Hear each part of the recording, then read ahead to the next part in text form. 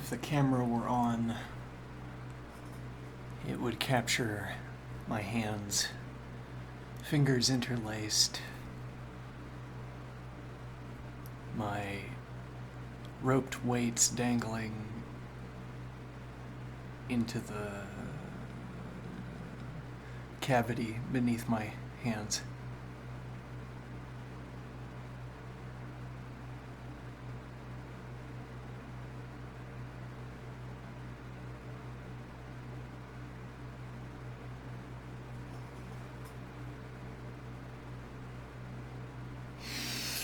This is how I sit when I want to close my eyes and try to address an idea.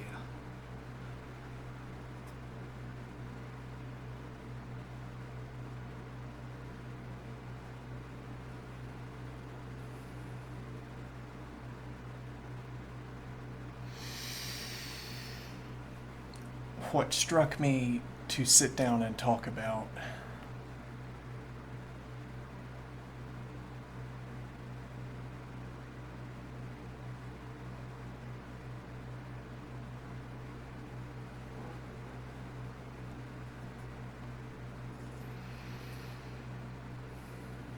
I was talking about a table with hotspots distributed in what I called a constellation of hotspots. Of course, the hotspot must be situated in a constellation of hotspots because constellations take a type. They're dependently typed. It's a hotspot of.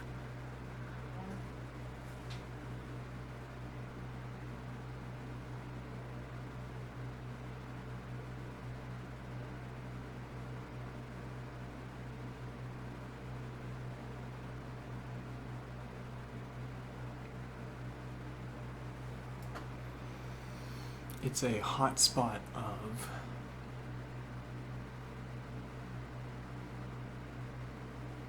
In this case, we were struck to describe a table, and I imagine a literal table, because a literal table has a flat surface, plausibly in the form of a square. It gives us all of the visuals we need that tie us down to our pointing mode of speech. So to say, when I want to say there is a coordinate grid superimposed over the table, you can see what I mean when I point at the physical square surface of the table onto a coordinate position.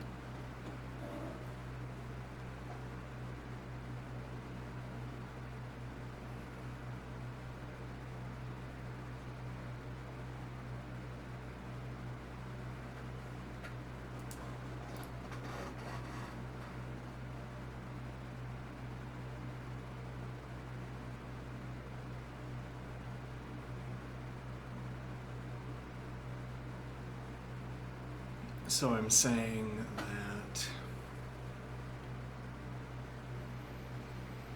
we have a table.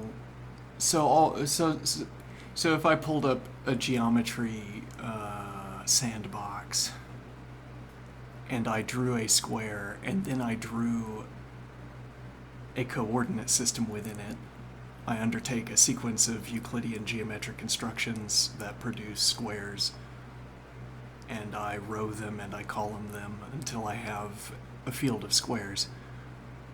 And then I can talk about steps between points to establish a coordinate system.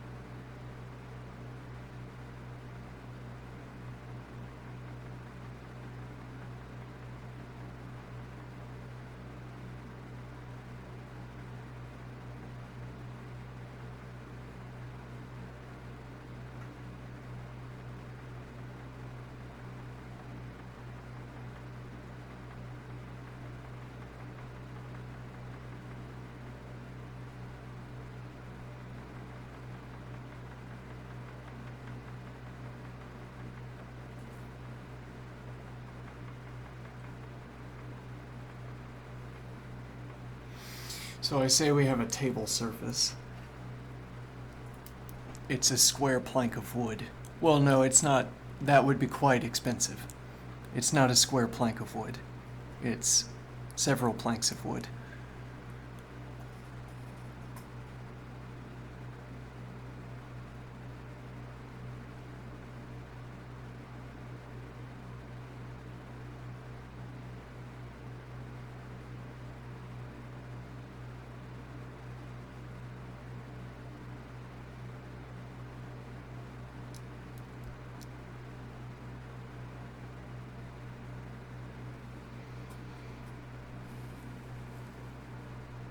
But that doesn't make any difference in the wooden plank's use in filling out a square. So I'm imagining looking down on a wooden table, and there are planks. Okay. Are they arranged square-wise? For our purposes, sure. If they weren't arranged square-wise, we would have spoken differently earlier. Not calling it a square of wood, or not calling it tabletop positions arranged square-wise. We would have had a grid distributed over a different shape than a square if the planks were not stacked up into squares. The point about the planks is that if it was one square of wood, that would have to have been extracted from a singular tree of, at minimum, whatever size is implied by what we see in the table. What do I mean? So I'm looking down. Okay, now it is a square. They exist. Square tables where you have one plank of wood on top of the table, and it is of considerable size. Now this could be a circular table, and then it would be cut as a layer of a tree. It would undergo the industrial process whereby you extract one layer of the tree. And so the way you'd process this tree to turn it into tables would be that you take one ring at a time until you've filled out the tree. And then the shapes of the sides of the table are determined by the width of the tree, or whatever the shape of the tree in a ring, given that surface's positioning in the tree. Right. Well, so you could wireframe the tree and then extract your evaluations for ring radius or for shape of a layer of the tree centered on a given position of the tree. So I say we apply the industrial process so that it pulls out this layer. Okay, and this layer is two ring values, I suppose, or two shape values that correspond 1-to-1 to two positions on the tree. Which is to say I'm choosing cut position A and cut position B. And then when I apply the cutting procedure, which is an industrial procedure, to this part of the tree, then I get a slice of tree. And now there is a continuous fanning out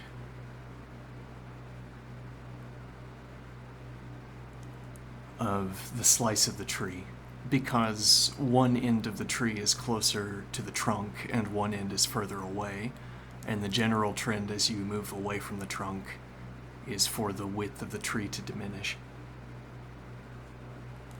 So among the continuous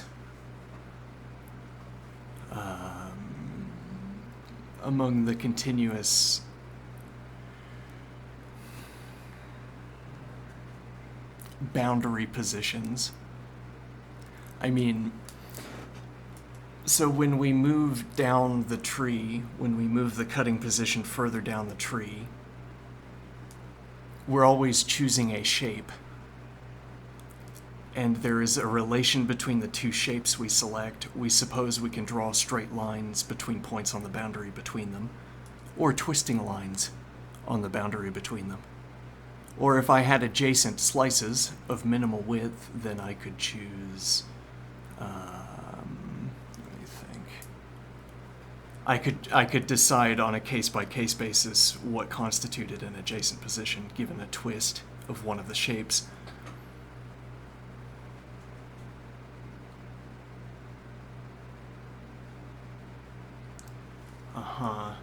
Untwisting a ring.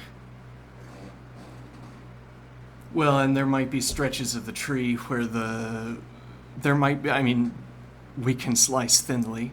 There might be stretches of the tree that flare outward, so that as you move away from the trunk, the shape is growing in size on a continuous basis. Or the tree is bending,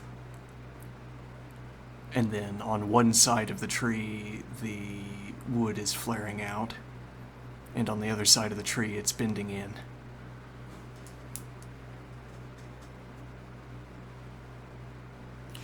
But we mean this for localized lines.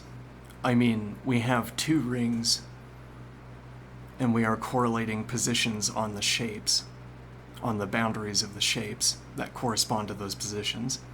We have two slices, you might say, of minimum width, separated from each other putatively by additional slices.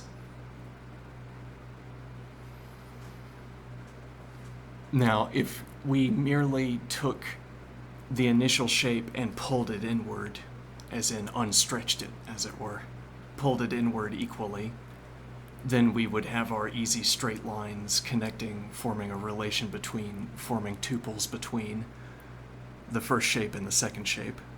We could readily establish what the tuple, the second value of the tuple should be. This would be like how it is easy to establish the next position for a pyramid if you are constructing it, a pile if you are constructing it.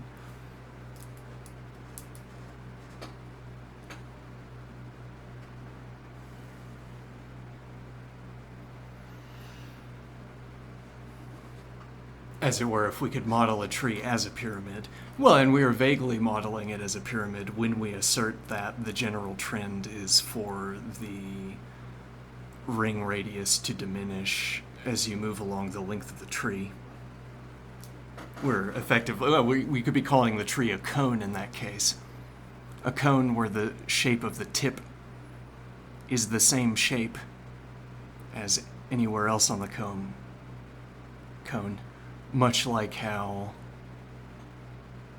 in a given cone, a circle is the tip shape, for the canonical cone. For the canonical cone, the tip shape is a circle, and now for our cone variant, we have two amorphous shapes, but they're both on a cone together. Or the tip of the cone is that shape, and there's a continuous connection between layers of the cone. Easiest to establish because easiest to establish by referencing the idea of a pyramid that is a square instead of a circle, a square up to its tip, and then each layer of it is also a square. Each layer of it. Now, with a tree, we might be looking at a region where the wood falls away as we move towards the tip of the tree, and that's the ring width diminishing here, the ring radius diminishing here. Whereas I could look elsewhere on the shape, and the ring radius increases as I move towards the tip. But then I suppose that there would be more cases, or more extreme cases, of moving inward towards the tip than moving out.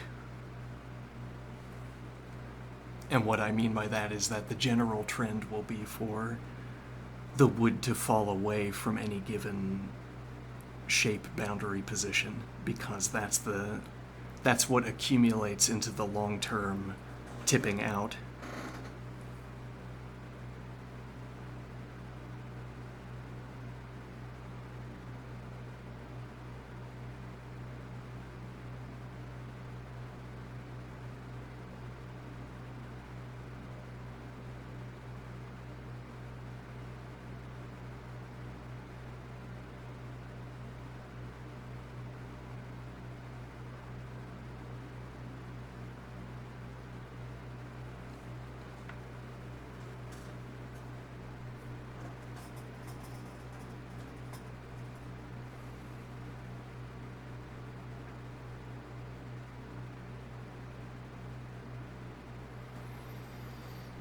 Now, what does all of this establish exactly?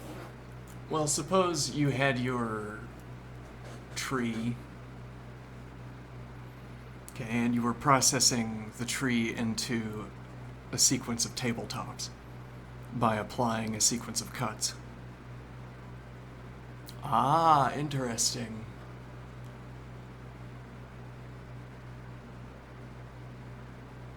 And now, well, so we can keep the bark on. I don't know whether keeping the bark on complicates or eases the question. I guess we could count bark to do our math, as opposed to measuring the surface of the debarked tree. The debarked tree, as I recall from my tree lore, debarked trees will have smooth surfaces. Okay, which now gives us a smooth rather than a discrete mathematical object to talk about. If what I wanted, for instance, okay, you give me, there's a hotel. All right, I'm going to solve a mystery about your hotel. Okay. Each of the rooms has one of these tabletops in it. Okay. And we're trying to discern the order in which, well, we're trying to map the ring layer. We're trying to reconstruct the tree. Right. There's a layer of the tree in each of the rooms. Okay. And we have to restack those layers until they form what we call a tree. What do I mean by what we call a tree? What I'm not insisting here is that when we choose an ordering for the layers, we reconstruct the original tree.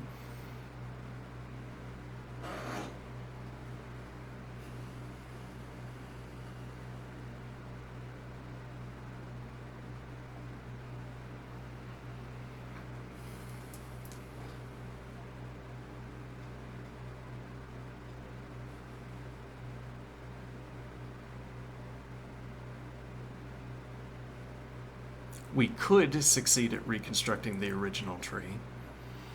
We know that there is an original tree to reconstruct, so we're not talking about the empty set. Whereas we might be talking about the empty set if we say set minus. We take all of the trees we can construct by stacking these slices of tree back on top of each other. We remove the original tree. We might now be talking about the empty set, or it might be that the slices are such that you have multiple possible orders that constitute a tree.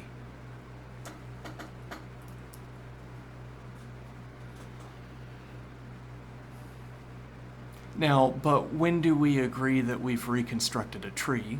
When we meet certain continuity conditions between slice boundaries, between adjacent slice shapes. So really, it's merely a matter of transmitting a sequence of coned slice shapes and then a distribution of cones, and the correct distribution of cones, or an incorrect distribution of cones.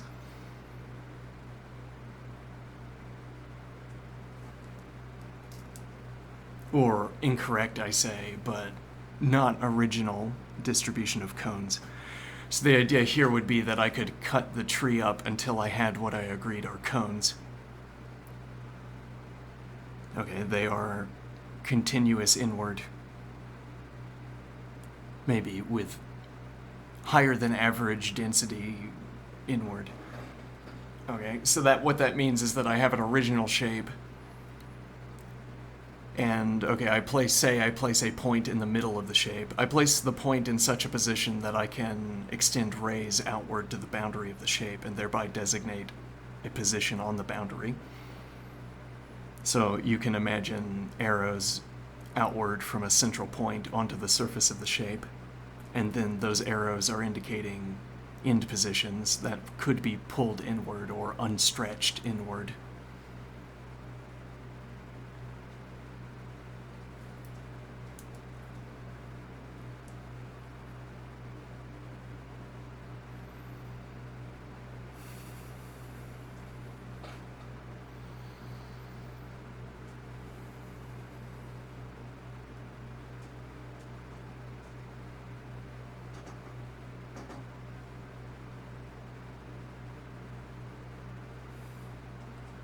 Now, so the idea would be, if we can identify sequences of stretching, well, either stretching out or stretching in, any continuous sequences we can identify give us initial stretch state and end stretch state.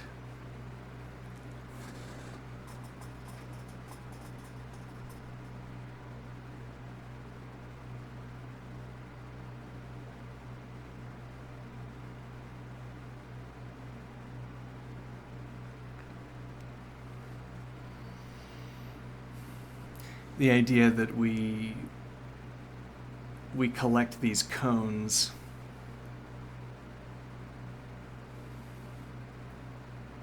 that cone recall, let's say it's confusing to say cone because the image of the cone, the most ready example has the tip on it, but ours doesn't have, our cones don't have tips on them. So planed cones. Okay, but what a cone is, by definition, what a cone is that from the central point the entire shape stretches in. I think to be useful, our definition for a cone would have to be extended a little bit. Maybe not, but the point would be, well, yeah, so if the amorphous particulars of the shapes never change, so that there are only flaring out shape, so there's one shape and it flares out or it stretches out, or flares out or stretches in, but that doesn't make so much sense. Okay, flares out or flares in, stretches out, stretches in. So the point would be that you have one shape and each layer is only one of the radii values. Then you could have repeated radii values, I suppose, or else you had monotonically diminishing cone radius to the tip. Okay. Now, but I'm thinking in a tree you might have... Well, but this is already so distinct from a tree that we lose all of our interesting reference points to talk about. And also we're trying to account for tree tops, or for tables that have layers of trees for their tabletops. So we need to maintain the particulars. And the particulars suggest that the amorphous shape would change, that in an actual tree, the amorphous shape is not going only to be a stretching out or a stretching in, though it is always going to be a selective distribution of stretching out, stretching in, or staying at the same position. Notably, there is a continuous sequence, at least so we suppose. There's a continuous sequence of... Well, so you give me the initial shape, and I can give you the next shape with a deposition of alterations with input stretch values to generate the next ring or to generate the next shape.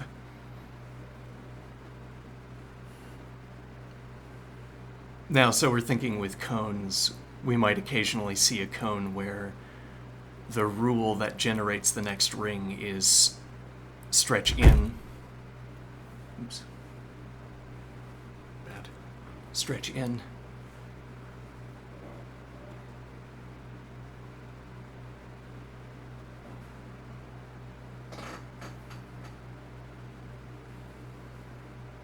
No, but again, if the amorphous shape, well, you don't expect the exact same exact, whatever that means. It is, whatever that means. It means something. We don't expect the exact shape to appear again, except in a cone, but then it's not the exact shape, it's the inward stretched shape, the uniformly inward stretched shape.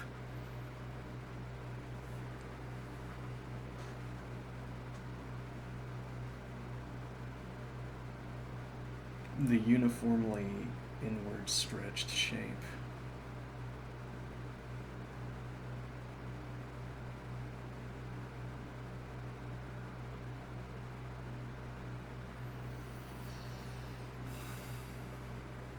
And so we're saying, well, so that the hazard we'd fall under with our categorization, if you had the same shape, the exact same shape at different positions in the tree, or even if you had it, or also if you had an inward stretched, a uniformly inward stretched shape somewhere else in the tree, non-adjacent, well, you would also have an.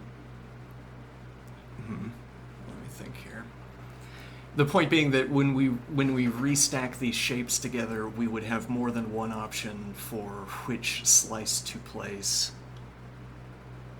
There would be a position in our reconstruction where we could choose more than one, but we don't have a way to make that choice, except by looking at the other side of the slice and trying to continue the construction of the tree.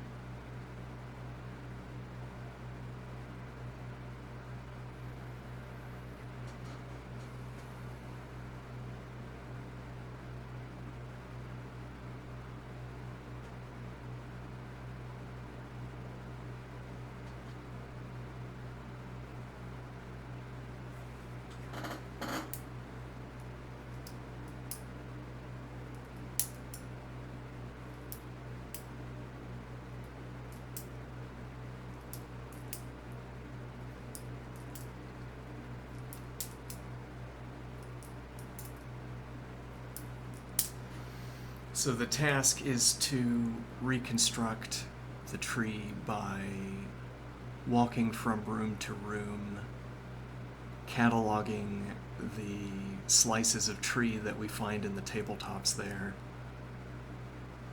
and then performing an ordering procedure. We match shape to shape, we maintain the continuity condition, and if we find that it is impossible to place all of the slabs, to place all of the layers, then we say there must have been a double at some point where we chose wrong. So we go back to that point and we try the other.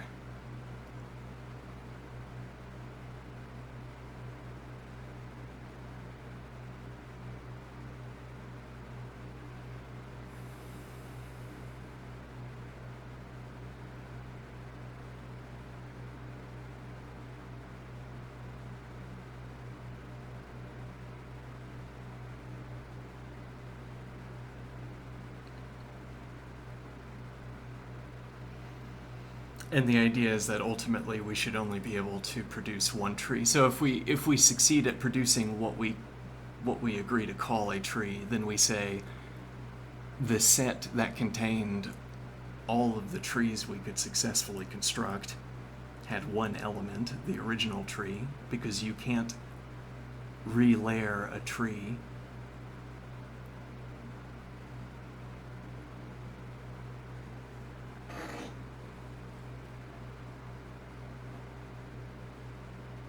Which is to say there can't be more than one stack of these. There can't be more than one stacking of tree slices because you would run into a broken chain of adjacent shapes before you used all of the slices of the tree.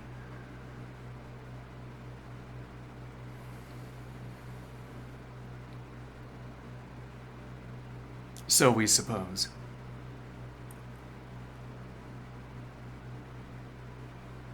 Well, and there's justification for that in the amorphosity. The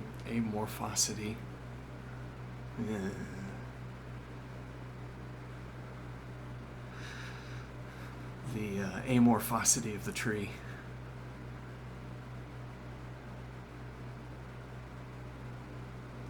What I mean is that the continuity conditions that we maintain, the continuity conditions that we meet in passing from one shape to the next,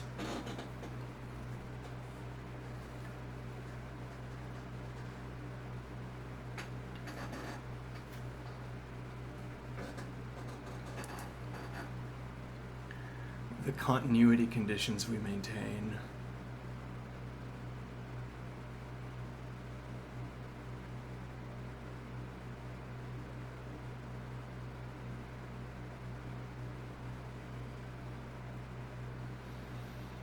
when let me think here. We don't expect shapes in the tree to repeat. Though a different way of a different idea for that same idea, a different angle on that idea is that we think our mode for rendering layers of trees is precise enough to allow us to distinguish cases we want to call different.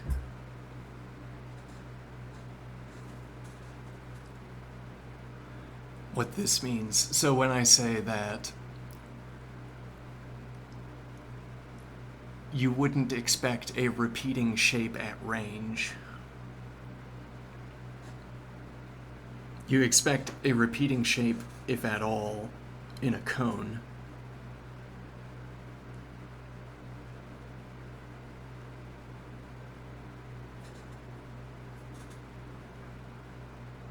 You expect a repeating shape, if at all, in a cone.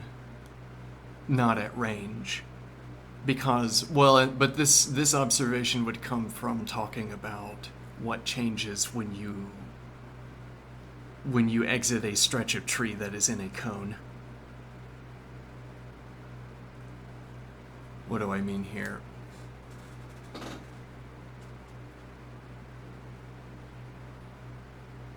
So we just get to the end of describing a cone, okay? In our presentation, we get to the end of describing a cone. Or we're pointing at a section of the tree, and we're pointing at a slice. Okay, we'll reserve that word for our presentation word, okay? We're looking at a slice of the tree, and then we're looking at a slice of the tree, and then another, okay. We want to look at every slice of the tree, okay? So we are looking at them one at a time. And now we group up a collection of slices, and we say they are in a cone. And that means, by our judgment, within these shapes, or this sequence of shapes met our criteria for stretching inward. The ideal cone, every position on the shape stretches inward. These cone variants have disproportionate amounts of stretching in, I suppose.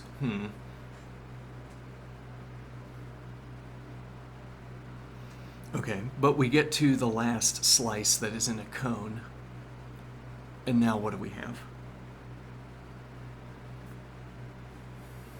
We have the next ring, which is an amorphous continuation of whatever shape was the tip of the cone.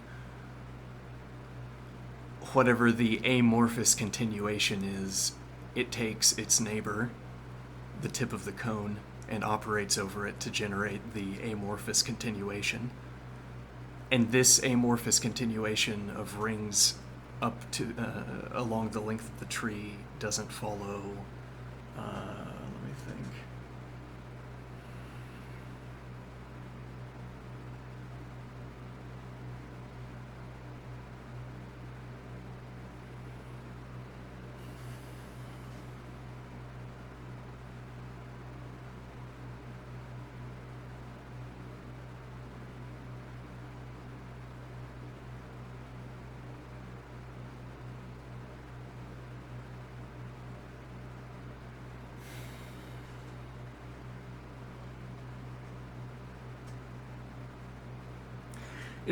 It's like saying if we treated the continued growth of the tree beyond the boundary of the cone as if it were random but trending inward, whatever random means, random but trending inward, you would not expect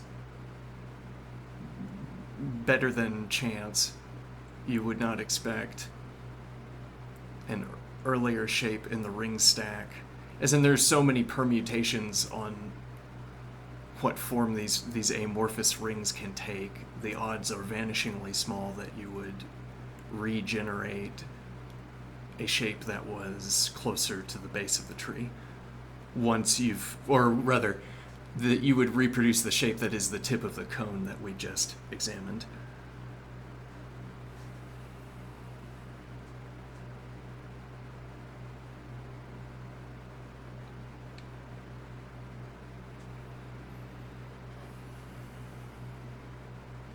Now, it would not be random according to, I don't know. It would be tree-like because it is a tree.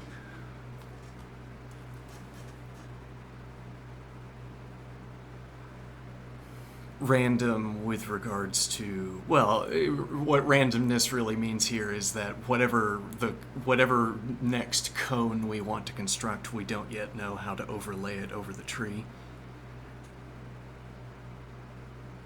Or whatever other mode of characterization we want to adopt for a stretch of slices.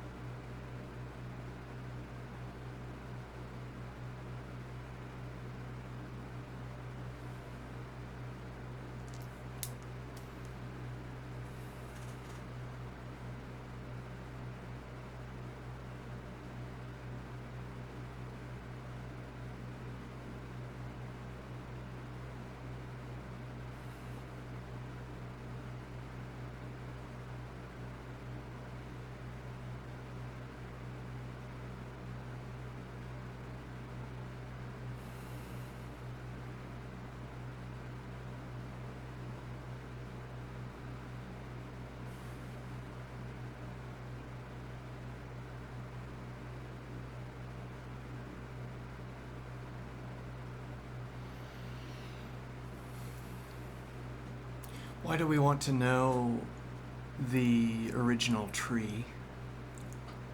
All of this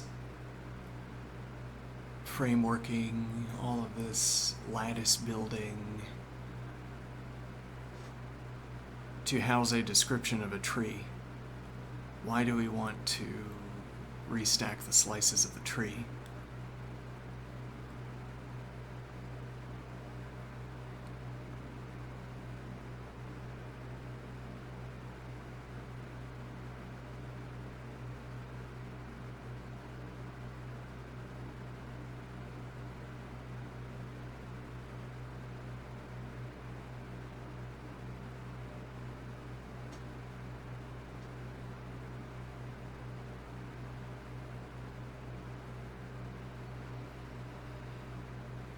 The tree...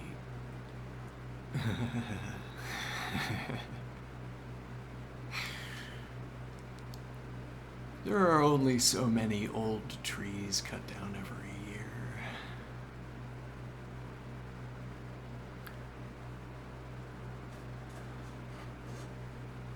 The tree underwent an industrial process. Okay. By the same company.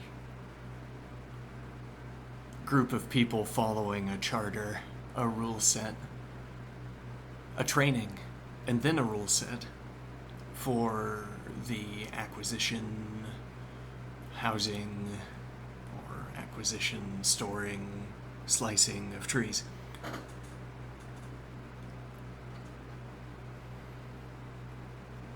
It's like, well, if nothing else, we could be interested in, let's suppose I know as a matter of history, pieces of paper, notes with adhesive, pressed into slices of tree. Well, pressed at intervals into the tree, so that the trained workers who are going to apply the techniques will see a piece of paper with a number on it and know their position on the tree, so that they know what to feed into the function to tell them their cutting technique, their cutting rules.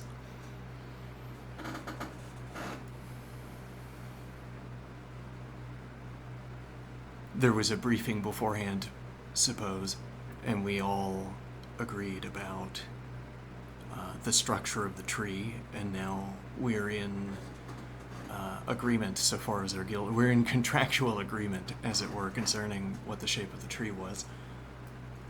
But okay, then we arrive at the tree, we look at our position, the numbering,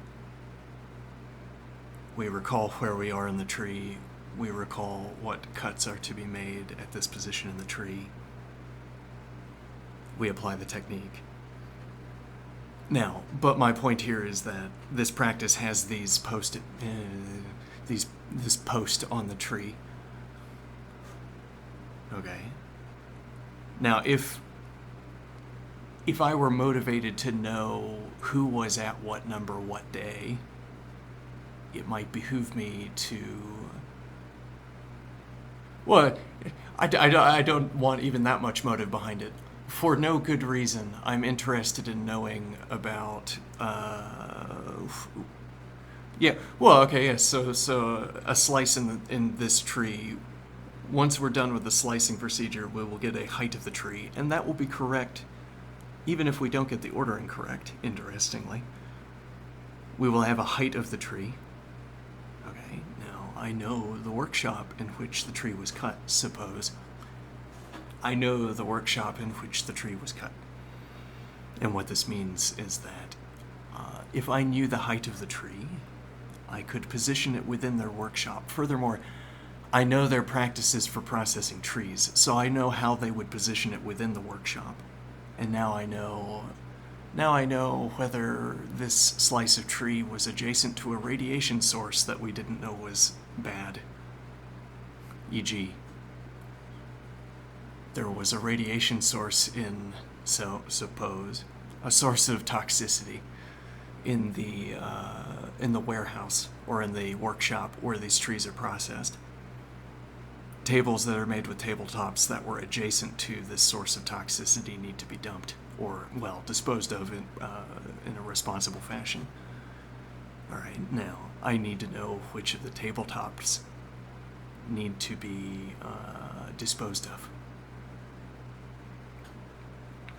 This gives a concrete example, but again, the point is that all that's at stake in our current in our reconstruction of the tree is where a slice of the tree was within a workshop. Though then if I also know what worker was handling which number on what day, I could look, for instance, if I knew the scheduling according to numbers. Okay, I have a ledger that tells me which workers were in the workshop at which number on a given day. Okay, now I look at the tabletop, and if I can figure out what its number was, I know which worker worked on it.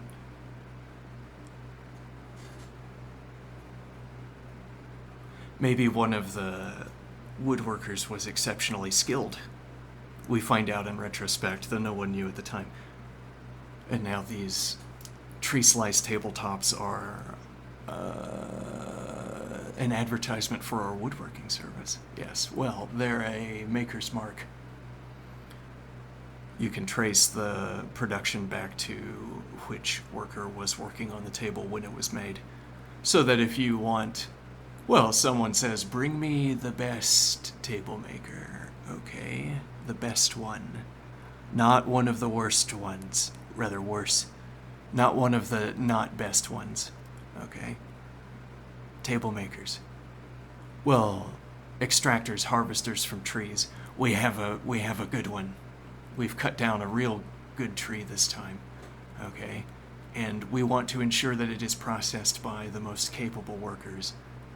The ones who have proven consistently to produce the highest quality product. It would be a great shame if, in the handling of this tree, one of the tabletops was botched. We only get to make a round of these trees once every, I don't know, however many years. So it is a great shame when a layer of one of these tremendous trees is ruined by the industrial process.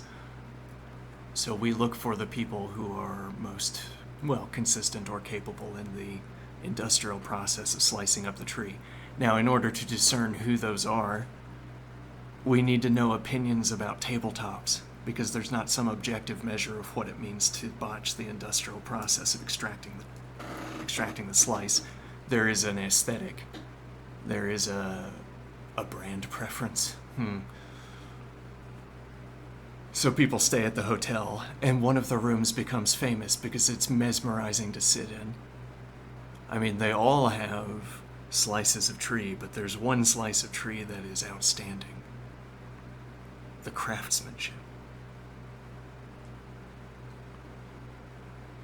Now, so you sit at the table. Well, so this yes, well, this room becomes the preferred, this becomes the suite centered around the table. Well, you're not going to try to move the tabletops.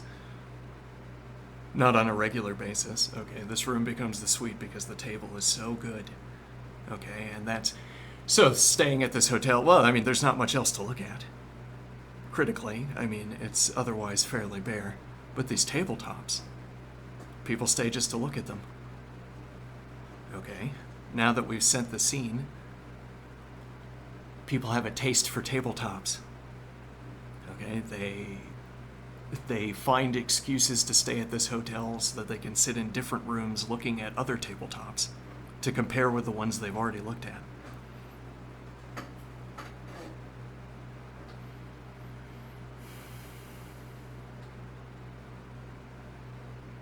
Okay, now, the popular rooms are the ones with the best tabletops, and we want those tabletops tied to the...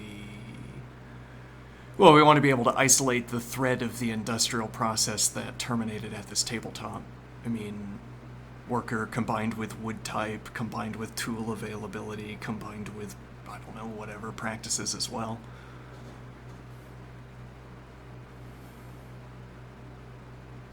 It's like we want to replicate the industrial thread. Well, like as if this wood workshop is a loom and it weaves threads of industrial activity.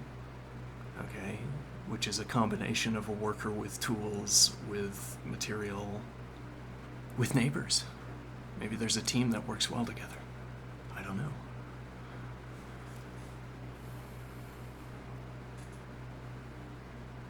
And then the idea to isolate those threads and try to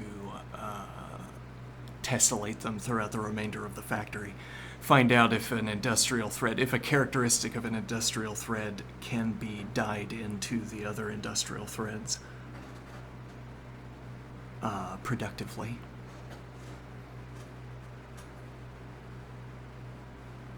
Or we want to extract these threads because if someone asks, can you make me a table like this one?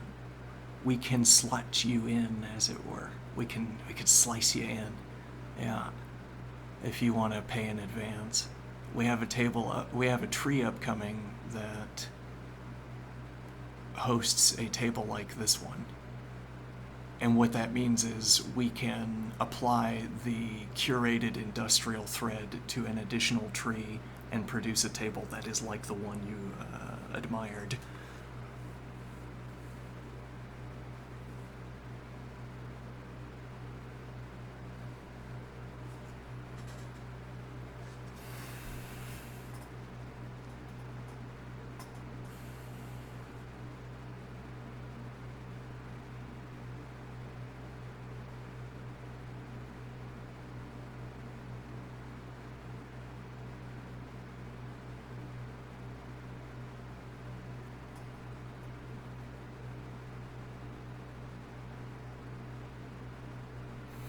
Industrial threads.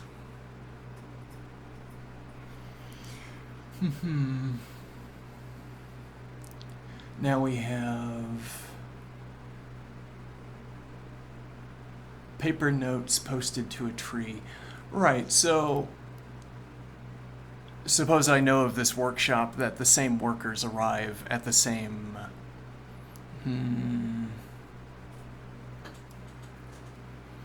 arrive at the same number position, let's suppose, every day. Now I need to know which slice of the tree was in that number position if what I want to know is... let me think. If I can identify a slice that's in that number position, then I can look at the slice to ask questions about the craft work.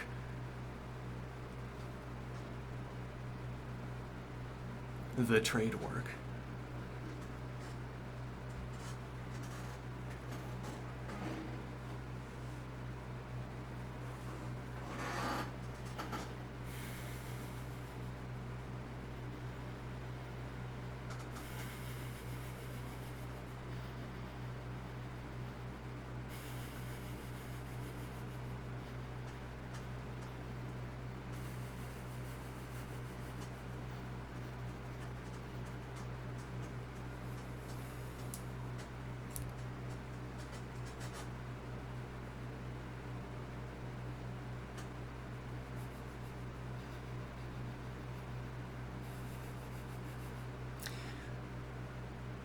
There's a point that a square table simplifies this discussion considerably.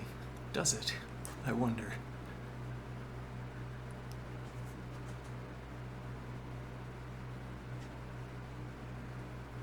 Well, actually, I think the point would be that the ring structure of a tree, and now the ring structure internal to a tree, so shout of the terminology here.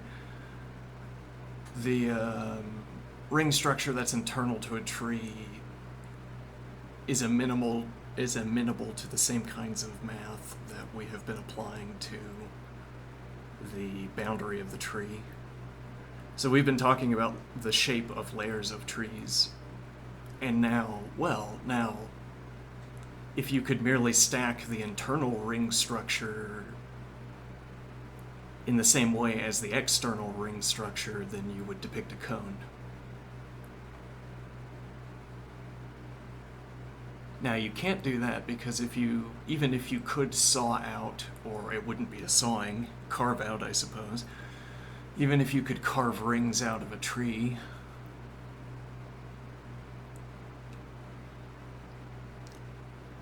you wouldn't be able to arrange them sort of factually, three-dimensionally into a cone as an industrial process. because you'd be carving wood away. You'd have to have filler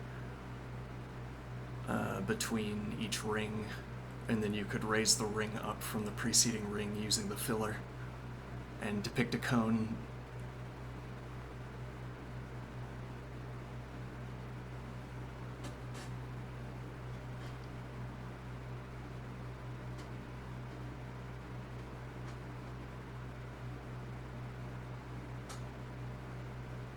Mm-hmm.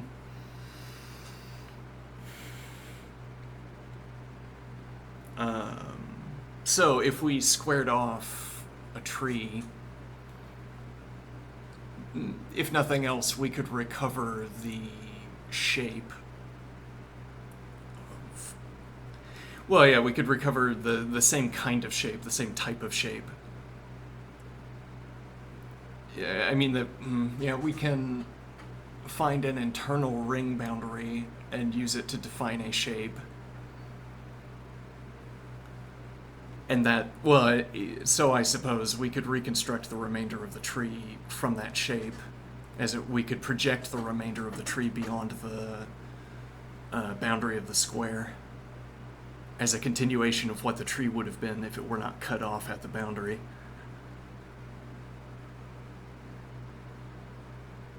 So if nothing else, we have access to the original tree. We can derive it, so I suppose we can derive it from the squared off slice. Now the point of... Yes, the point of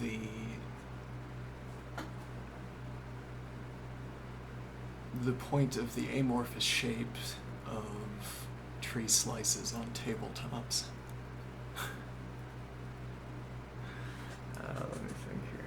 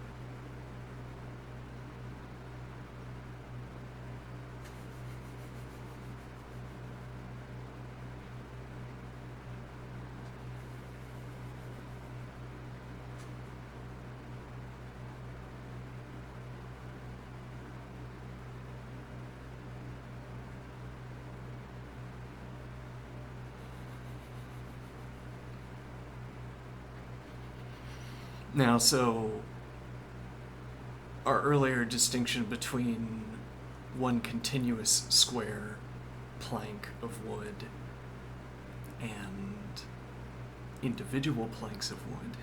I'm bouncing my legs, by the way. I'm finding it's helping me to concentrate.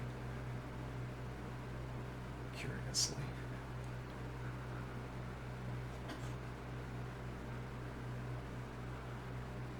The reason for raising this question is that if it was one continuous piece of wood, then we could trace that plank of wood back to the industrial process that made it. We would know something. Yes, I'm imagining we're in a shack. Yes, and we're sitting at a table, a square table. And I see that it is a singular plank. Now, to be a table this large and a singular plank,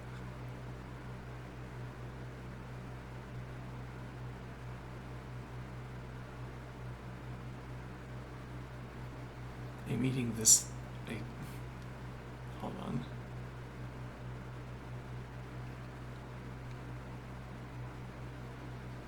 A single plank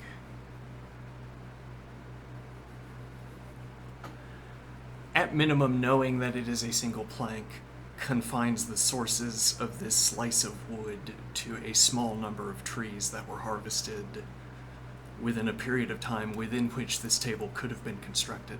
Suppose I know the age of the wood somehow. I know how long the table has been here. Suppose. Okay, now, the point. Only so many large trees are harvested in a year. This would be a more incisive observation if that number were small. Though we can look at a lot of trees.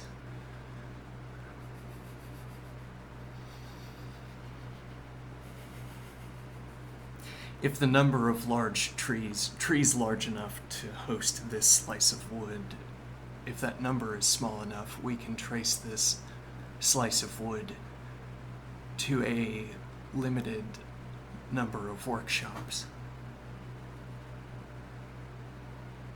Well, through the indirect way of saying this was from a tree that was harvested in this year, in such and so year, and we know where that tree went because we've already identified another tabletop using another slice of that tree.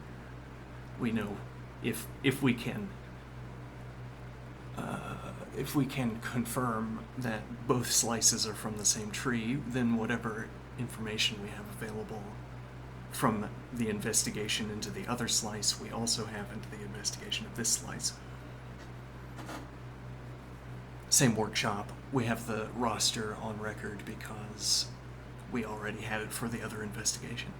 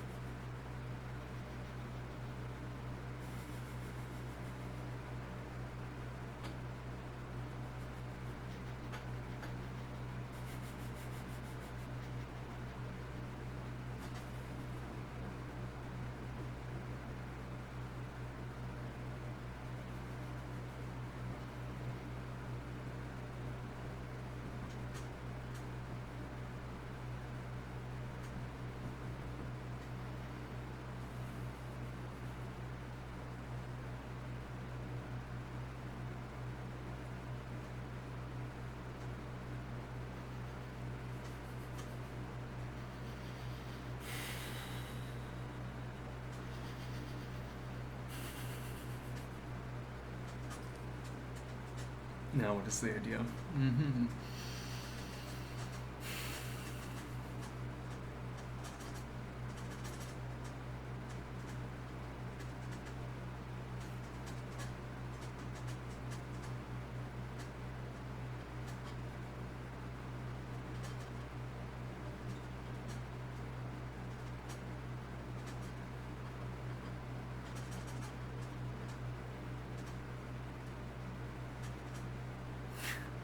I imagine. Okay. I say, that tree has fallen over. Oh, that tree over there, that large tree? Yeah, it's fallen over in the wind. A shame. I suppose that means we did not take adequate care of the soil in which the tree was planted. Shame on us. However, the fact remains that there is a tree over there of large size. Now, our local confederated nobility don't have a woodworkers guild. And we also don't have nice wooden tables either. Our wooden tables are small and outdated, and poorly crafted. I say, suppose it's time to make a woodworking guild. And what does that mean? Well, we're gonna find the people who are the best with the cheap wood that we allow to be harvested, or the cheap wood of the small trees that fall over. Okay? And we're gonna have them work slowly.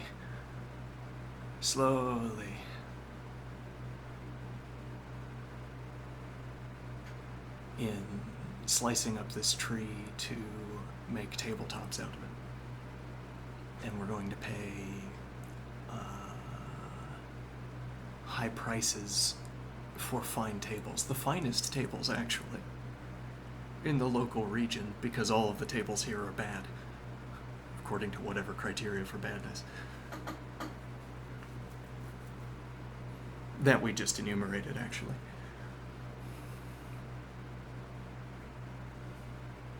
A kind of investment scheme for constructing a new guild. Well, and the point is that years down the road you say, another large tree has fallen over in the neighboring confederated cluster of nobility, and they don't have a woodworking guild, and they're not interested in raising one. They're willing to buy the services of our woodworking guild, and we can impose a tax on this.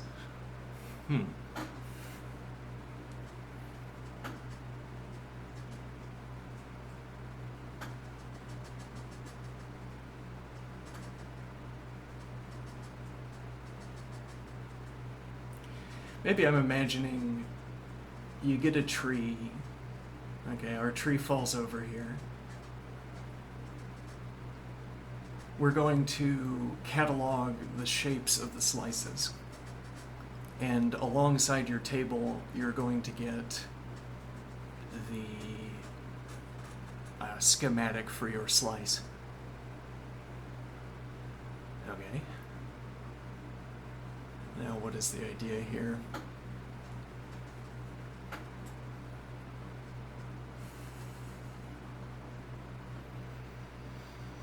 What do I mean by a schematic for my slice? It's more like a book. Okay, I said we were going to cut this tree slowly. We don't have so many samples. It is a commitment to cut down a tree. Generally, we don't do it in this fantasy scenario. Generally, we don't cut down trees. We wait until they fall over, and then we harvest them. Okay? Fancifully. And if we're only talking about, maybe we make a distinction between like clonal trees and trees that resprout when you cut them, or we distinguish one species from another. We don't have pines that grow to enormous width, but there is another species of tree that is rarer, and we wait until they fall over. Okay, such a case. Now, so I say we're going to cut the tree slowly because we don't have so many samples. We have to learn as much as we can from this collaborative funding effort while we are able to do so. We are sequentially funding. Yes, it's an ongoing project where I'm going to get the worst table that's made first, and there will be a book, or there will be a collection of data, observations, calculations,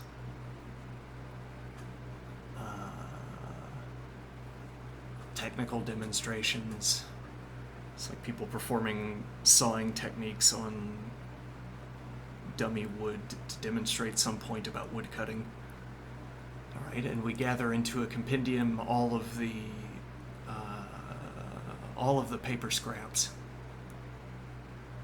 No, all of the documentation that was generated during the slicing, the creation of the first slice.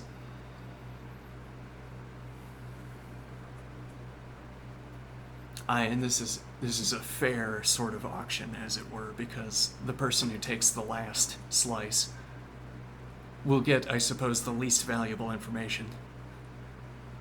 The least will be learned furthest into the tree, though I hope not. As it were, we run out of things to learn about the process of processing a tree, so that the last compendium is only a few pages.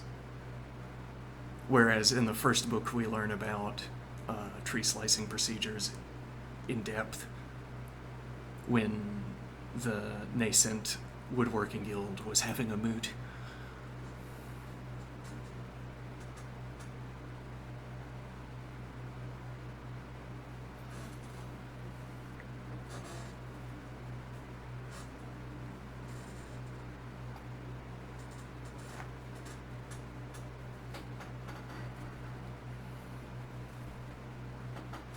Okay, but So that person gets the smallest compendium, but they get the finest table. And then there's another point that we have unevenly distributed preferences for the value of the compendium as compared to the table. So I, for instance, don't care what my table looks like. I want the compendium. I want the knowledge about the tree that we gathered in the first stage.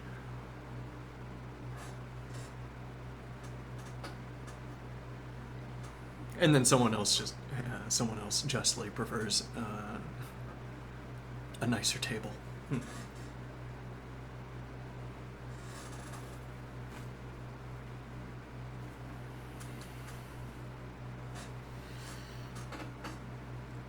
Now, what is the point?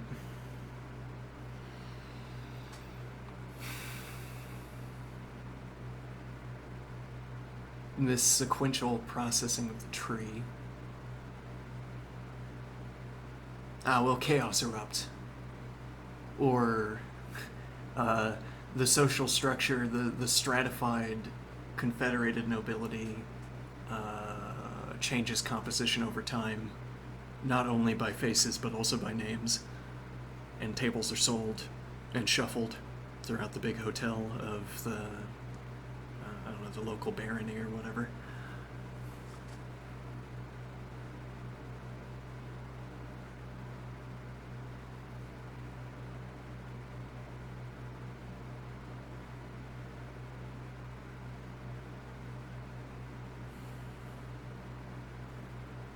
And now we have a compendium that was sold separately.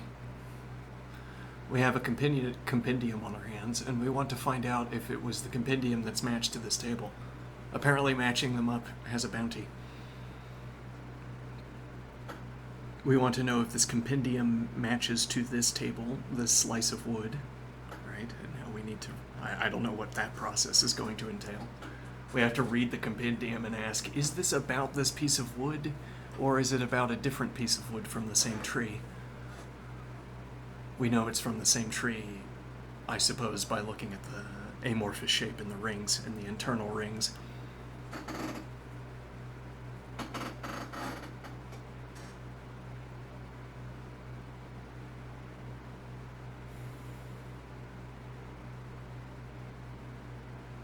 So this gives a motivation. Yes, it halts the ceaseless questioning of why would we want to do this. I have given you a scenario where someone would want to do this.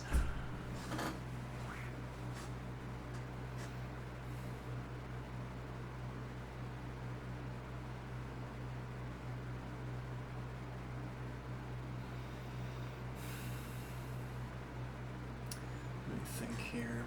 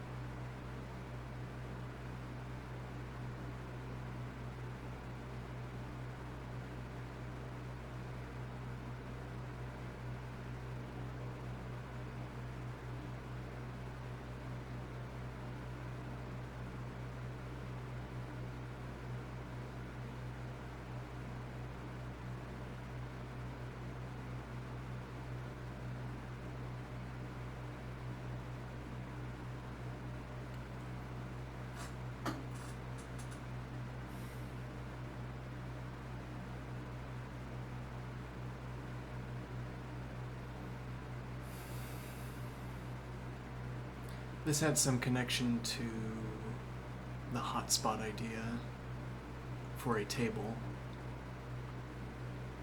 Well, okay, so I mean, one story we told is that we're sitting in a shed and there's a table in the shed, and I have a database, and I'm trying to figure out what my database queries should be so that I can tell a compelling story about this table.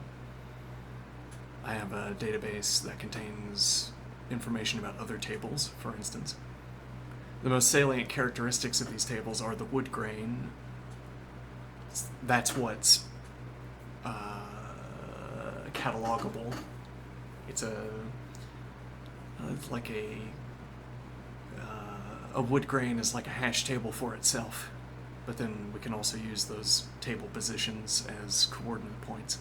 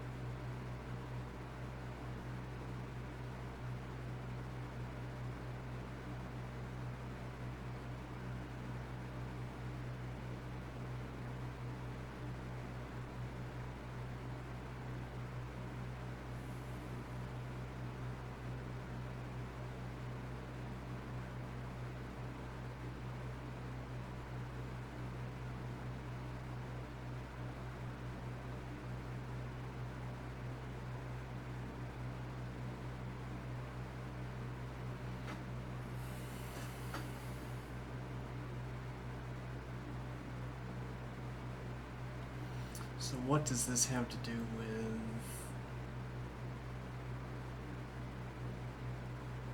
Oh, well, and notably, if instead the table is 3 stacked wooden planks, then we have much less available information. Or rather, we have too much information.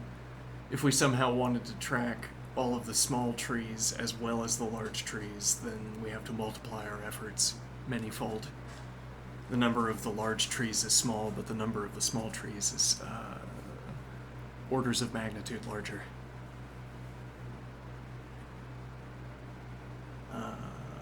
The number of hands working on creating wooden planks is larger. So if it's 3 wooden planks in a square instead, that's less identifying, less revealing less information because it's drawing from a larger pool of candidate sources.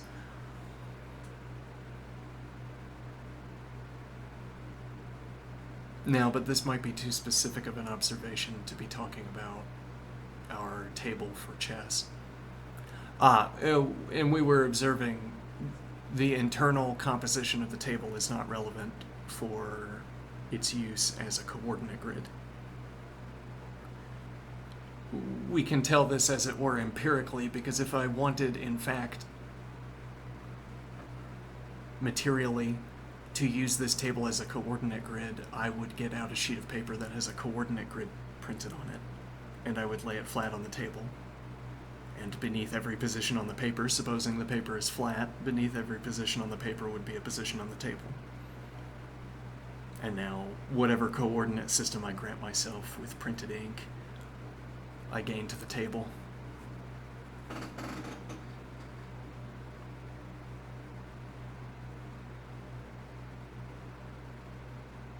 And then it doesn't matter whether the wood grain reveals 3 distinct planks of smaller trees or 1 plank of a larger tree.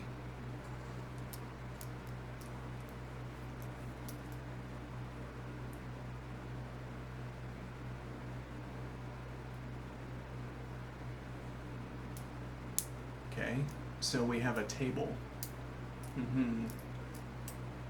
And I was saying it might be an actual table. The word I'm using, we'll find out, this word table, is usable both for the wooden table that is in front of us, but also the superimposed coordinate grid that I imagined on paper.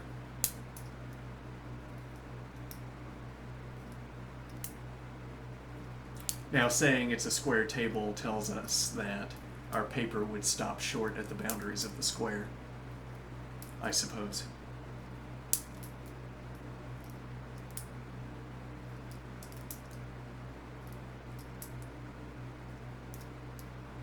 Now I have hotspots selected as coordinates on the piece of paper. Okay.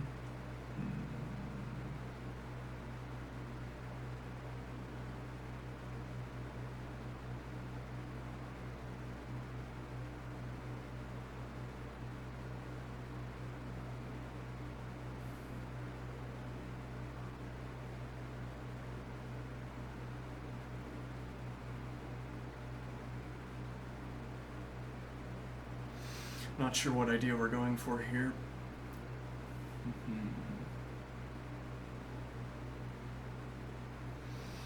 I recall an earlier branch, we were talking about... I wanted this to lead into talking about coding.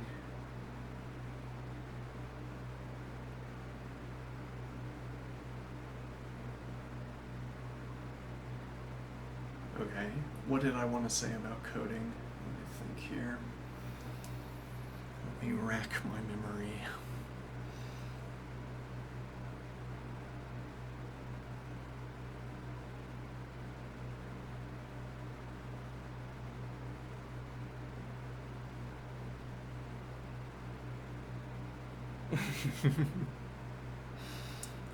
An idea. An earthenware shell.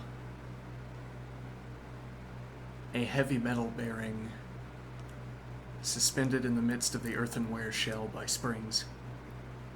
And now you play sprung billiards.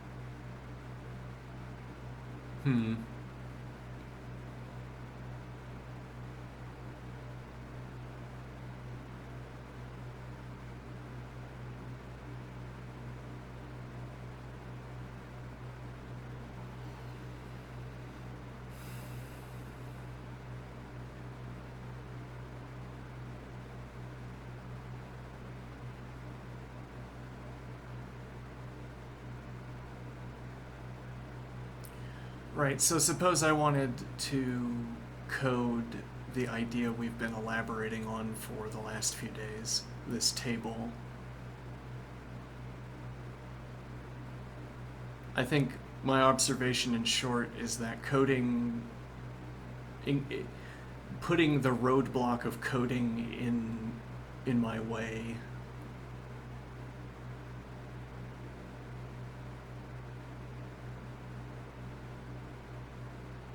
compels me to determine whether I have a concrete justification for talking about, or whether I have an object I can construct. I mean, there's nothing stopping me from creating a square grid and defining a hotspot to be ones instead of zeros, according to whatever metric. For clustering of ones, maybe we don't call one an individual one a hotspot, e.g. Okay, so I could make a table like this. Okay, and I could fill it with hotspots. Now, how am I going to what does a hotspot represent? What turns on a position in the grid? And if I can't answer that, I at least don't know how to make my description terminate in number generators in the world or in a computer.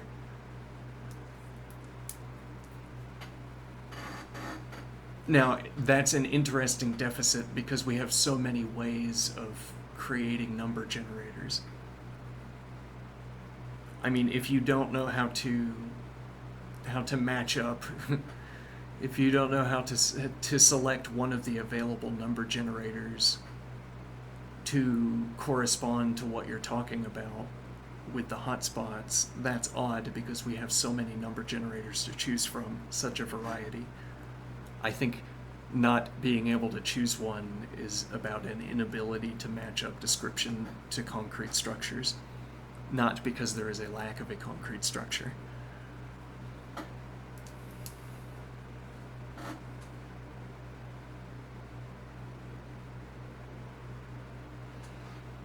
So I'm talking about a table. I'm talking about a distribution of ones instead of zeros, or high values instead of intermediate or low values, depending on what our numbering system is.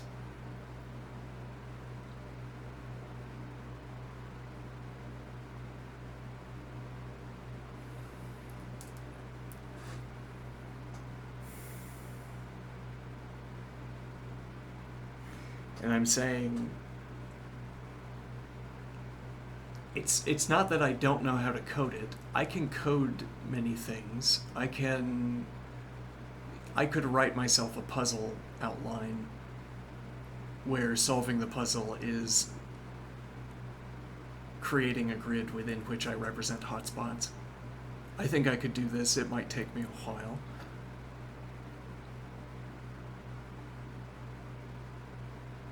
Now, but to begin with, I don't know what to name the variables.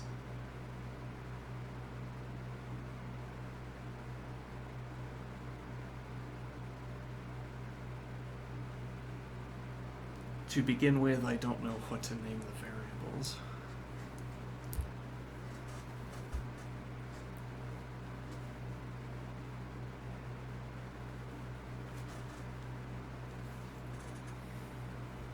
And what that gestures towards.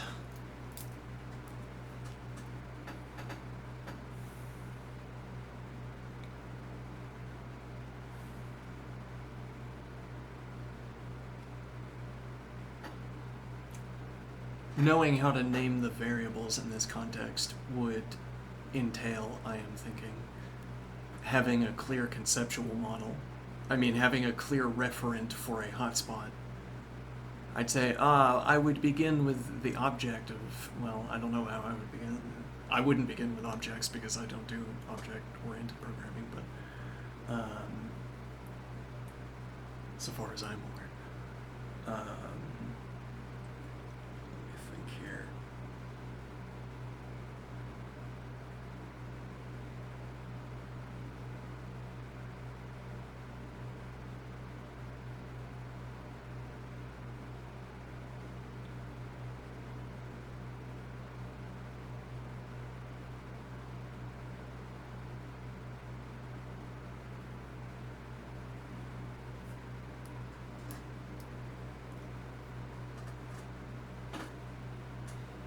Let me think what I'm trying to get across here. I'm getting distracted.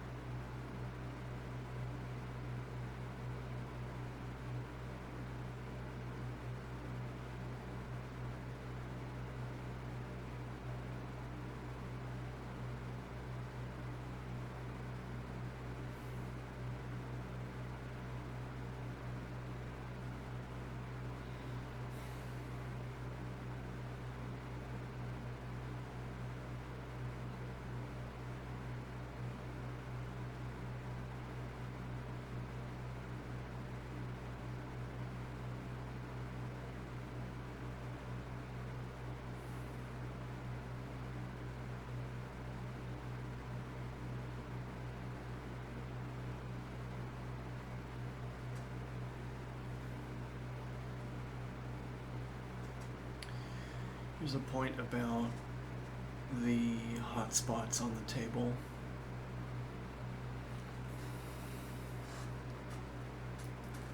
I want to reuse that observation of parallel straight lines on the table. Parallel straight lines would have to be, so we have an input into the table which generates a scattering of heat, I suppose. A scattering of heat. Well, a scattering of referenceability. Of ones as opposed to zeros. Okay, and we're saying that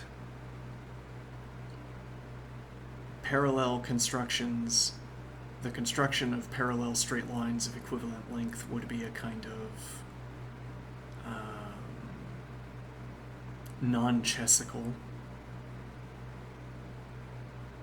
way of, I think here, you would have to have a non-Chesical position. You'd have, for instance, you'd have to construct with your opponent, or there would have to be one player for the entire board in order to construct an input that would light up parallel lines of equivalent length. Because Chesical constructions leave, as we've observed, constellations or, apparently, blobs.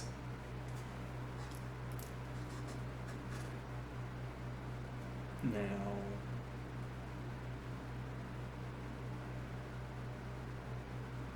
why isn't there the same objection against individual stars in the constellation? And so we're saying you would have to have some structured, you'd have to have a kind of machine built into a board state that permitted the playing forward of the board to produce those parallel lines.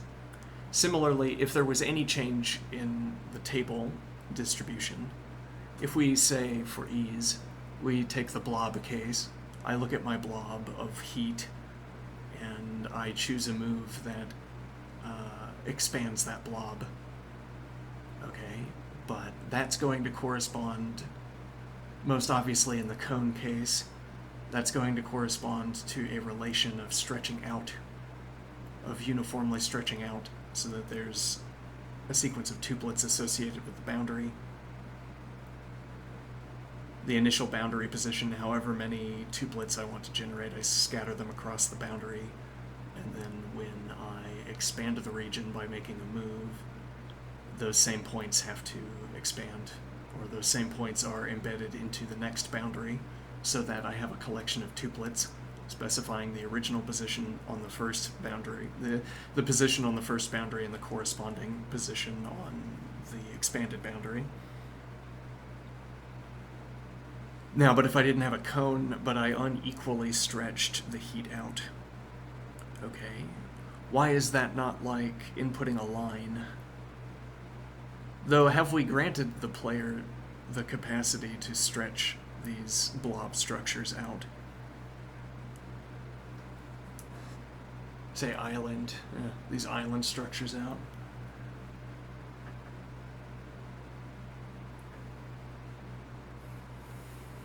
Maybe I want to say, if there's no connection between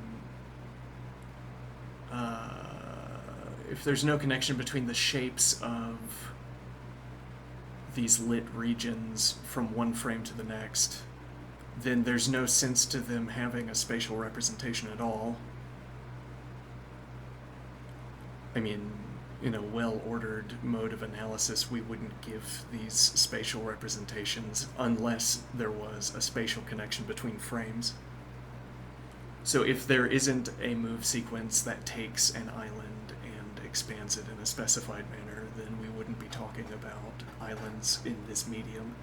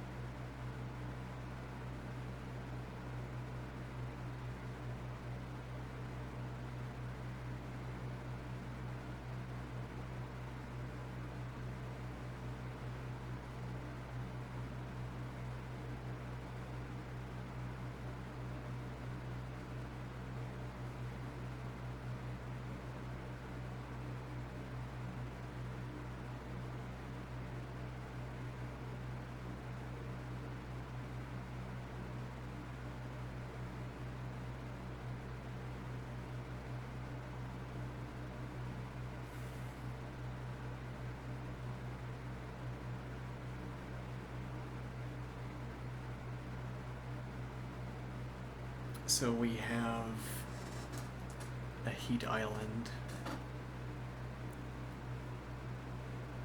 and we suppose we can extend it.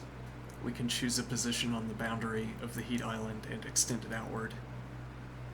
Maybe we have to expend heat to do this, and our purpose is to extend a bridge out to where a problem stone is located. And if we construct a bridge out to the problem stone and encircle it with heat, then we've captured it. And the point of chess, in this abstract form, is to capture all of the problem stones, I suppose. To capture as many of them as you can, maybe. Or to capture critically colored collections of problem stones. Hasn't been established yet.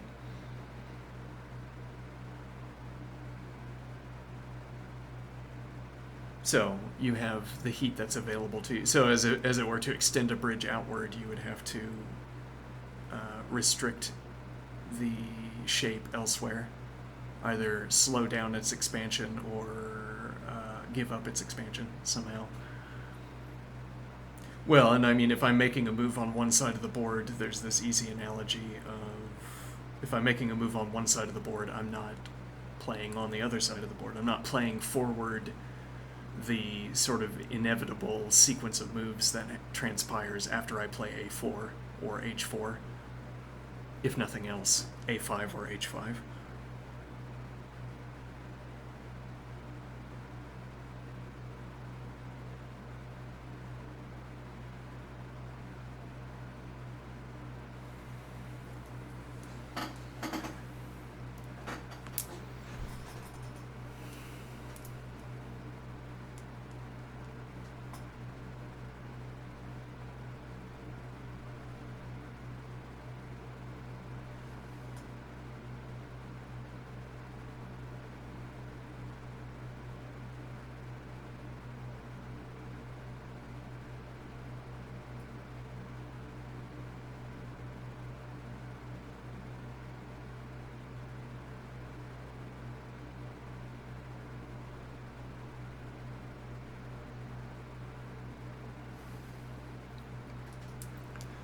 Now, but this is reaching back. The fact that I want to be able to talk this way about my table necessitates that, well, the coding correlate must enable me to talk about it. To talk this way. This is reaching back and deciding what rules would have to be in place so that I could end up talking how I want to talk, saying the things I want to say. So I state in advance the kinds of things I want to say, and then I retroactively construct what rules I'd have to be following to lead me to say that. Maybe I think it doesn't make any sense to have a heat map unless it makes sense to talk about selectively expanding the heat map. If you can't talk about selectively expanding the heat map, you're not talking about chess. So if my construct doesn't allow me to talk that way, doesn't lead me to talk that way, then I need to tailor the construct until it does lead me to talk that way.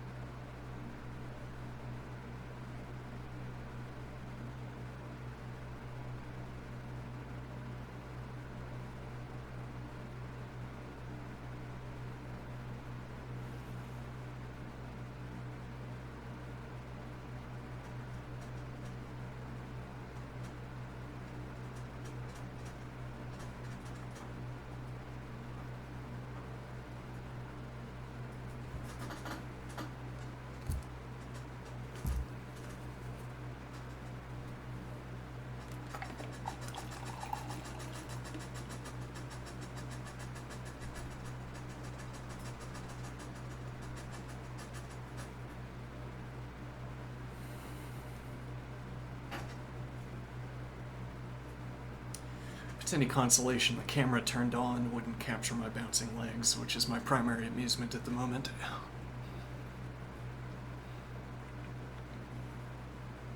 I'm amusing myself by bouncing my legs. Sometimes I try to amuse an audience by amusing myself, but now I'm amusing myself and it is amusing no audience.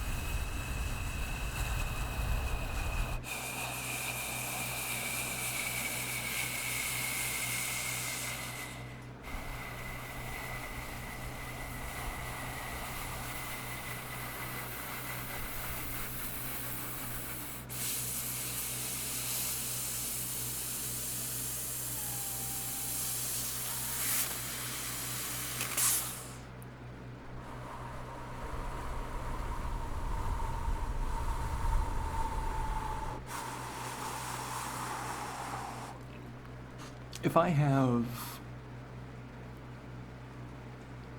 Interesting. I have a genuine example of a successful, of an event.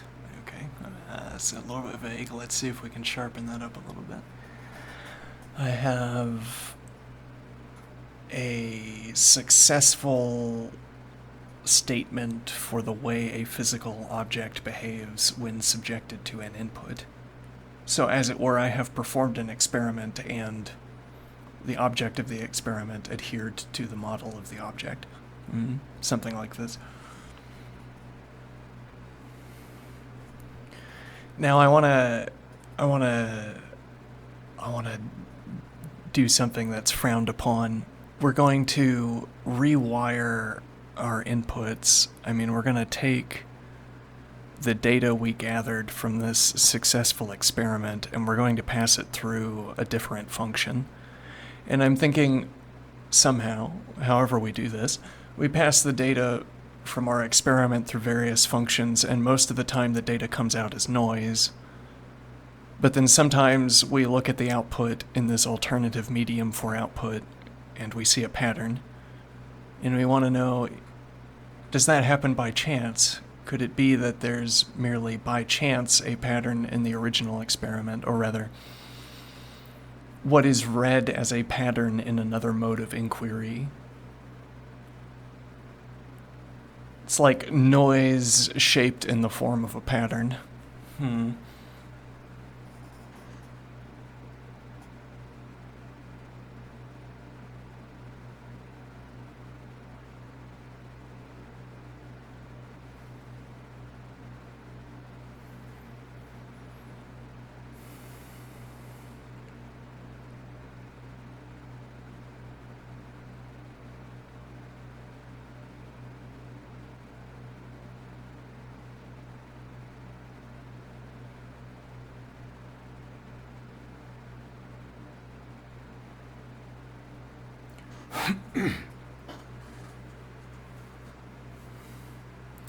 The idea then being, well, so we could fish for patterns. We could feed our data source into various metrics and fish for patterns. And whenever we see something that we think looks like a pattern, we come up with an explanation for why there would be such a pattern in this secondary mode of inquiry.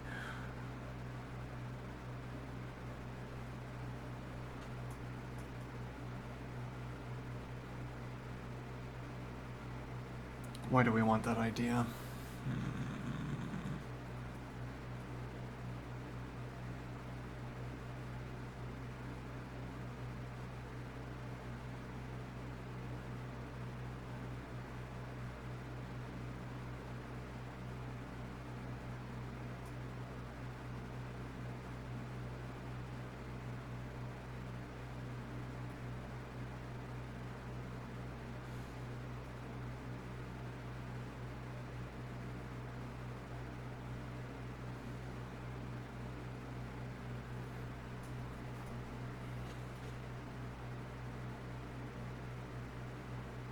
Well, and in our chess table example, that's like asking, could there be a rough image, a low resolution image of parallel lines of equivalent length that flickers into a board state, a chessical board state?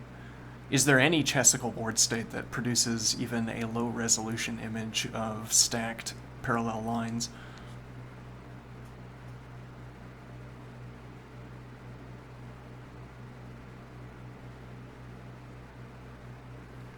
Or we could examine what we are able to generate and say, what I call a straight line is this phenomenon because it shows up over and over again. What I call a straight line is a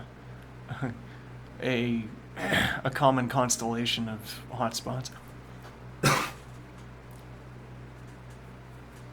Or I might be calling a straight line the direction, excuse me.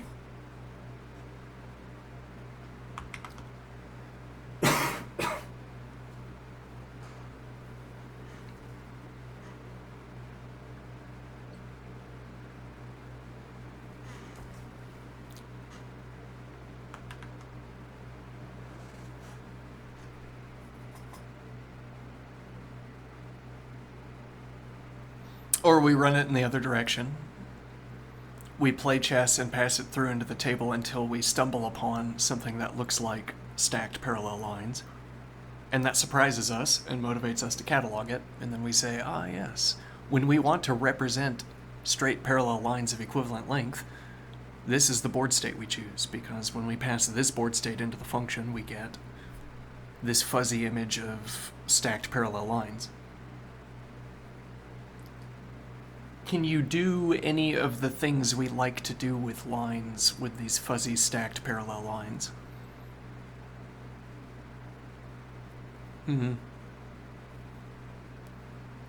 There is a metric that we can apply to the fuzzy image that lights up and says straight line, or metrics we can apply across the fuzzy lines where those metrics will light up saying equivalent length or parallel and or.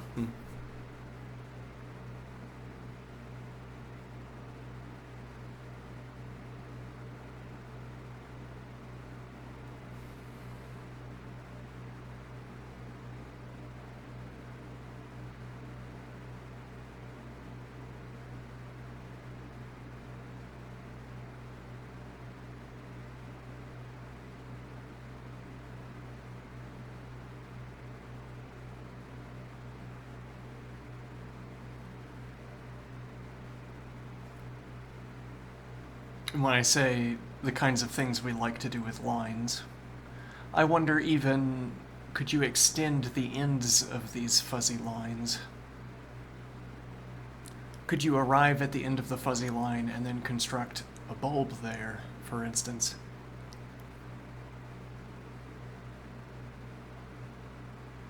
The idea being, with these fuzzy parallel lines, well, one point is that the fuzziness of the parallel lines that we're talking about here, this is a rhetorical move or a grammatical move to prepare us to accept that more than one board state could be delivering.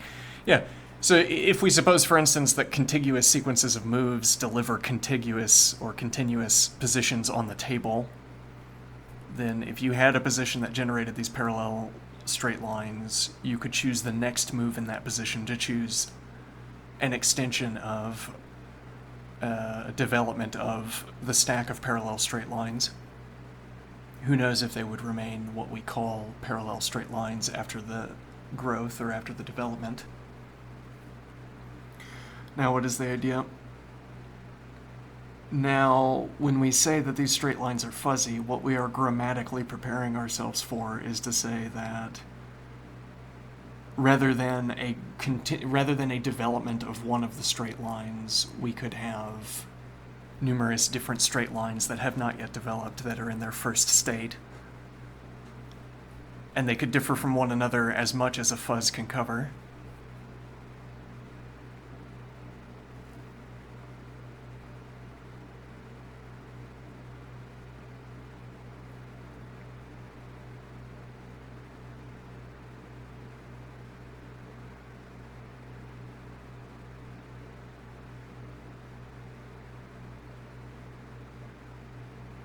So the point being, well, you could jump between lines. So you say, I have an input to the table that presents a parallel stack of lines, and I say, I want another input to the table that generates a parallel stack of lines, and you give me the next fuzzy image. You don't have to have chosen the next move in your line. You can have chosen a different, board state, a different line, because the fuzziness covers over whether the second frame is a growth or a development of the first.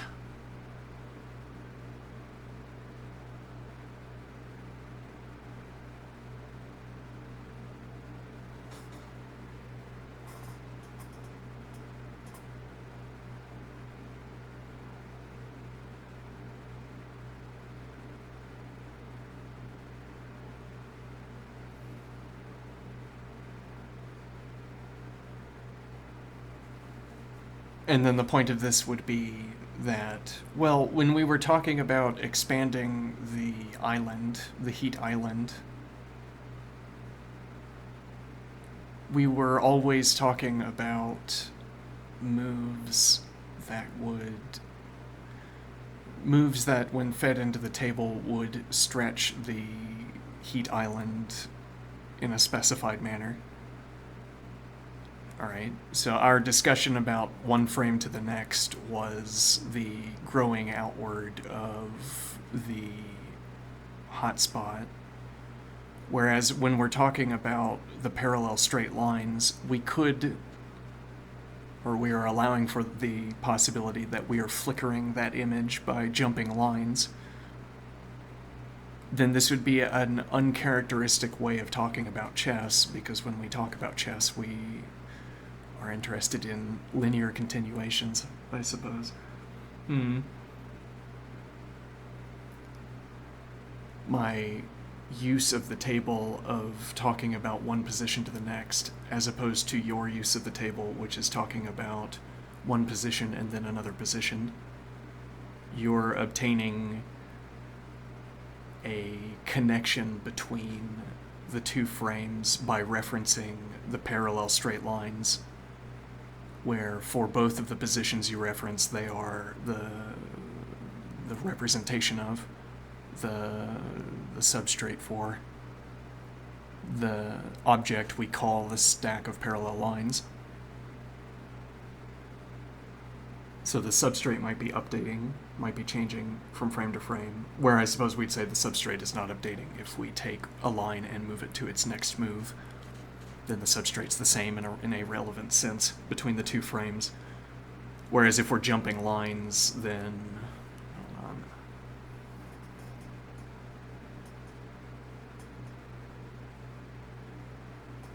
I think the point here is that if we're jumping lines, we're allowing the spatial distribute. Well, we're allowing this conceptual designation to guide our board state selection, whereas when we're trying to expand a hotspot,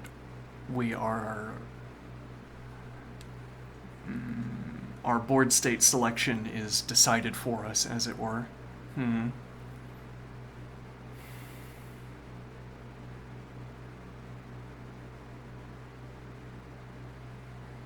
So what board states I find relevant in the stacked parallel lines?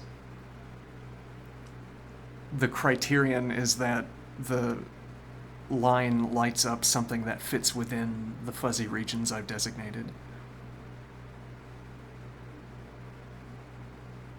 And that can be a jump between lines. And what is the point here? So I am motivated in my selection of lines by a characterization I have. The label I have for it is stack of parallel lines. It's a mode of characterization I apply to a line.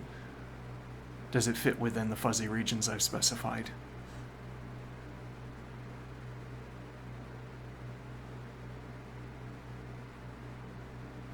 Whereas when I have a board state, if I want to select a particular expansion, I might be limited to one move, but I am limited in various ways to...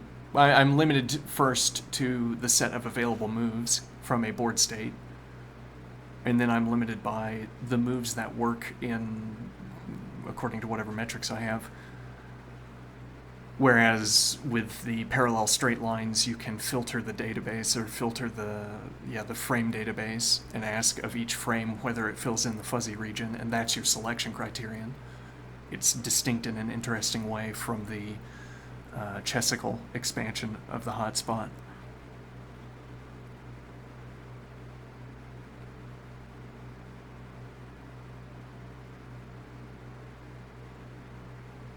Now, though, to recover the point from yesterday, where I had adjacent pawns capped by two bishops that could be standing on the next two adjacent pawn positions. This is like if I had an expanding hotspot and I had a line extending off of it, demonstrating that I had enough control over the hotspot to generate a fuzzy line.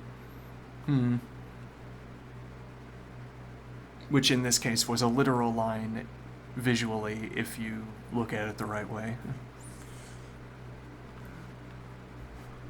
looks like a line and fulfills this criterion of extending a fuzzy line off of my heat island, demonstrating capacity to inform the shape.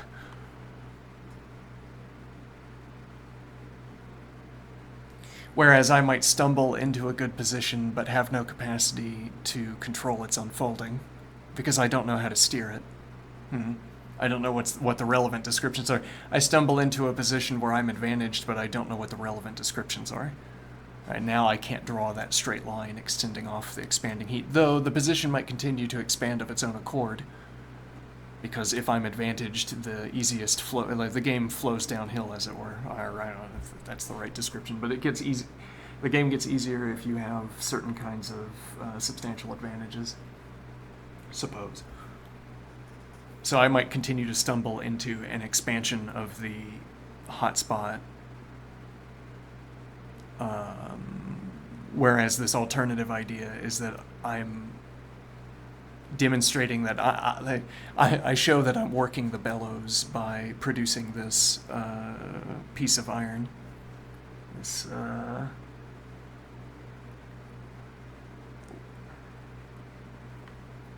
instead of the wind working the bellows, I guess the wind of the game, which is what we would expect with as it were, the chaotic expansion of a hotspot, as opposed to me controlling with the bellows. And in that case, I demonstrate control over the flow of the game by instilling into the game a symbol or a straight line in a fuzzy region.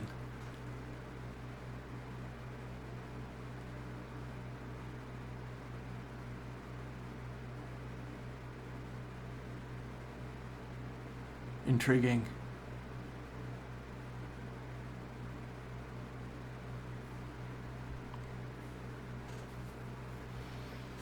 All right, I'll be right back.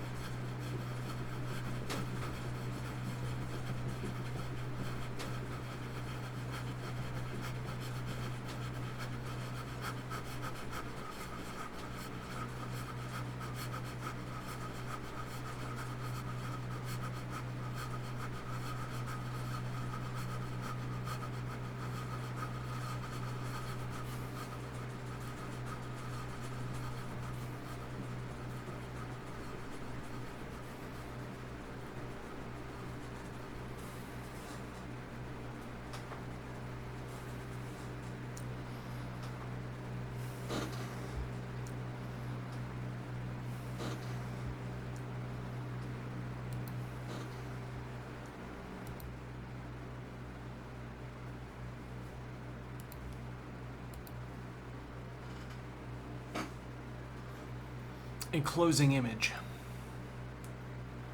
I have a piece of machinery.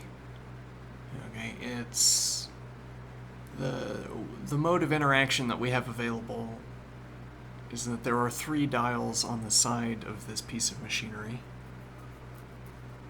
Okay. And now we can turn the lowest dial, but we can't reach the upper 2. How unfortunate. And now what I want to do, I want to spin the dial really, really fast. I want to use the interface between the dial and the machinery as an energy bridge. I want to find the RPMs at which I can spin the dial so that I shake the machinery such that the second dial begins to rotate. And now I'm going to manipulate the second dial by choosing RPMs on the lowest dial in the stack. Now what I need to accomplish is getting that second dial to spin so fast that it vibrates above itself as well and gets the last dial to spinning. And then I can control, or I can move anyway, all 3 of the dials at the same time, which would presumably be necessary to do whatever it is that is supposed to be done with this machinery that we're imagining. Why have 3 dials if the point of the machine is not to accept 3 values on 3 dials?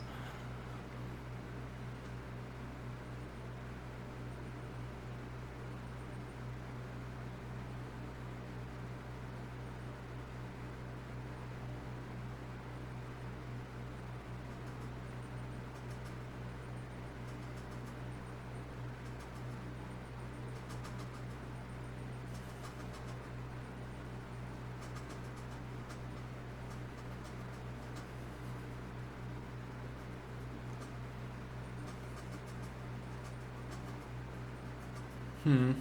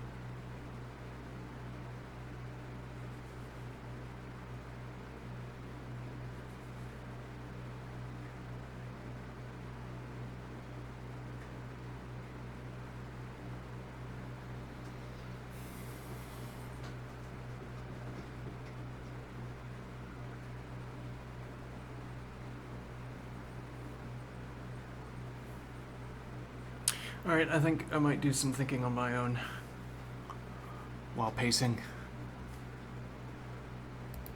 See ya. Have a good one.